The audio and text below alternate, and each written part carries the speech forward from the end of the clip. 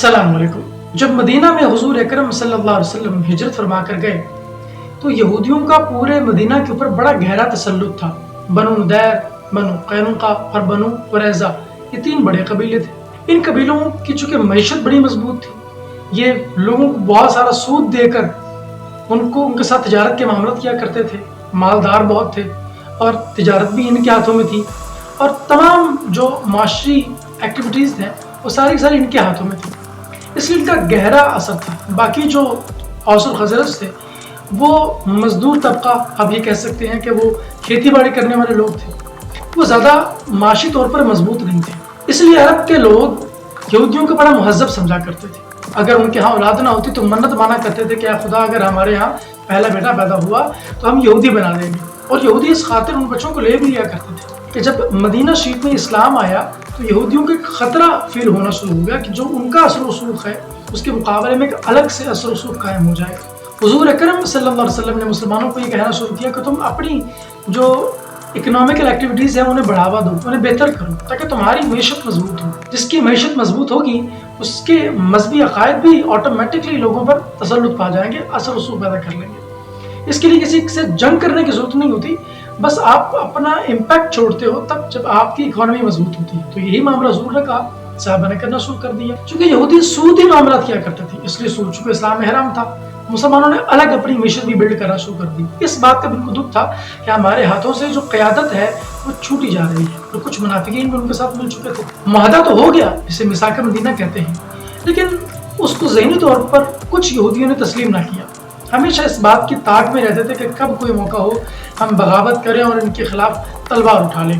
अगरचे कभी वायलेंट नहीं हुए थे, लेकिन ज़ाहिर है अपना असर रसूख कायम करने के लिए कुछ भी करता है इंसान। चूँकि कबीला बनु कैनुका ये बड़ा बहादुर कबीला था, यहूदी कबीला था। इन्होंने सबसे पहले बगावत की बात की और कहा कि हम ज़हनी तौर पर कभी भी कबूल नहीं करते कि हमारे ऊपर एक बाहर से शख्स आए और हुकूमत करना शुरू कर दे और हम उससे मुआहदा भी कर बैठे, उसका जंगो जदल में साथ भी दें, क्योंकि हमें ज़्यादा पसंद नहीं है।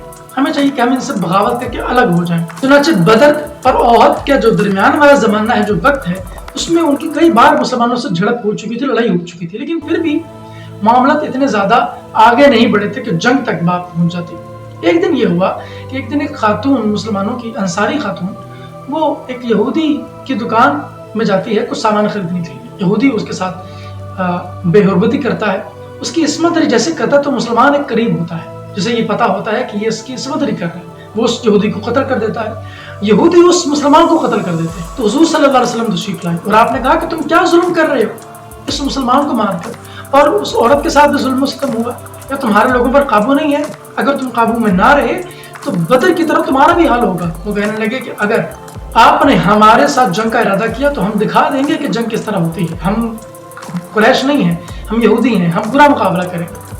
उन्होंने जंग का न्योता दिया, यानी जंग की दावत दी कि आप आ जाएं, हम जंग के लिए तैयार हैं। नबी अकरम सल्लल्लाहु अलैहि वसल्लम और आपके सहाबा ने मुहासरा किया, वो कलम में चले गए और 15 दिन तक कलों में बंद रहे और आखिर में ये बात सामने आई कि हम माफ़ी मांगते हैं और आप जो कहेंगे हम वो करेंगे। अब्दुल्ला बिन उबई बिन सलूल वहाँ पर मौजूद था। इसने कहा कि या रसूलल्लाह, मेरा मशवरा है कि इनको जिलावतन कर दिया जाए, इनको यहाँ से निकाल दिया जाए, वरना बार बार झगड़े होंगे। था मुनाफिक, लेकिन मशवरा उसका ठीक था।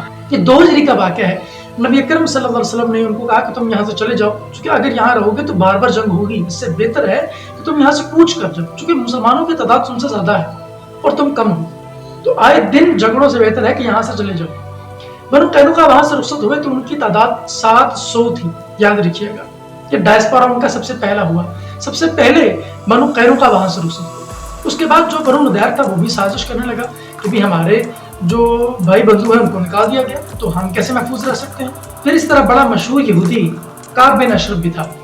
ये जा बजा हुजूर सल्लल्लाहु अलैहि वसल्लम के बारे में चौकों में चौराहों में जाकर लोगों को उकसाता और आपके बारे में बताता कि देखो इन्होंने हमारे भाइयों को निकाल दिया है, इन्होंने हमारे साथ जुल्म किया है, बाहर से आकर हमें इन्वेट किया है।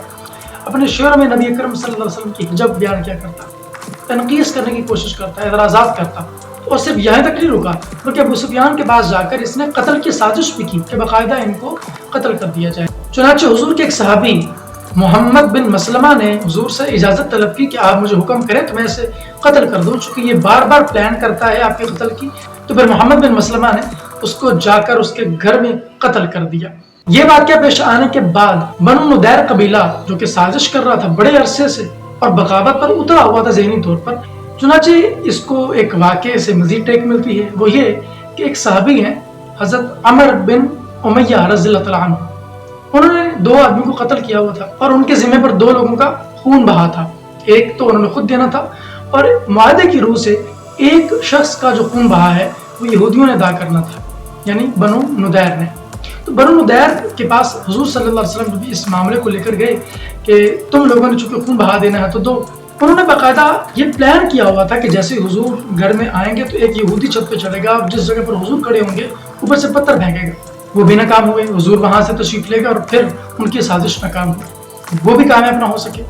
پھر انہوں نے ایک مرتبہ پلان کیا کہ آپ ایسا کریں 30 آدمی لے کر آئیں ہمارے پاس اور ہم اپنے کچھ علماء لاتے ہیں، آپ اگر ہمارے سوالوں کے صحیح جوابات دے دیتے ہیں، ہمارے علماء اگر راضی ہو گئے، انہوں نے آپ کا کلمہ پڑھ لیا تو ہمیں مسلمان ہو جائیں گے۔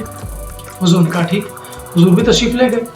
راستے میں پتا چلا کہ ان لوگوں نے تیاری کی ہوئی ہے جنگ کی، حضور صلی اللہ علیہ وسلم واپس تشریف لے آئے۔ پھر جب حضور کو اس بات کا علم ہوا تو آپ نے فرمایا کہ اب تمہارے ساتھ کوئی معاہدہ نہیں ہوگا جب تک کہ معاہدے کی تجدید نہ ہو جائے، دوبارہ لکھت پڑھت نہ ہو جائے، یعنی مسلمانوں کی طرف سے کوئی قتل کا کوئی معاملہ نہیں ہوا، کوئی اقدام نہیں اٹھایا گیا جنگ کا۔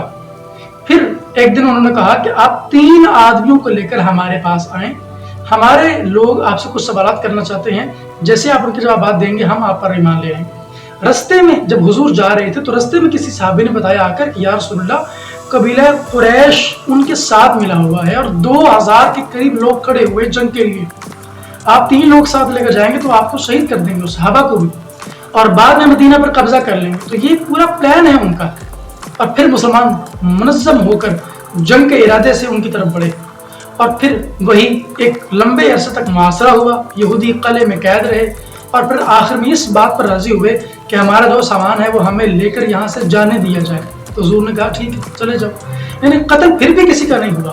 آپ دیکھ رہے ہیں کتنی حکمت عملی کے ساتھ وہ لوگ یہاں سے چلے گئے، لیکن کوئی معاملہ قتل والا نہیں پیش آیا، لیکن اقدام ہمیشہ انہی کی طرف سے ہوا۔ یہودی کوشش کرتے رہے کہ ہم آپ کو قتل کرنا چاہتے ہیں، ہم آپ کو مارنا چاہتے ہیں۔ چنانچہ یہ قبیلہ بنو ندیر اپنی تمام تر سازشوں کے باوجود یہاں سے چلا گیا۔ مجھے امید ہے آپ کو آج کا ویڈیو اچھا لگا ہوگا اور آپ کو یہ سمجھ آئی ہوگی کہ نبی اکرم صلی اللہ علیہ وسلم کی فراست اور ذہانت نے کتنے اہم ترین فیصلے کیے اور کوئی قتل و غارت نہیں ہوئی۔ اب میں ملوں گا آپ سے کہ نئے ویڈیو میں، تب تک کے لیے اللہ حافظ۔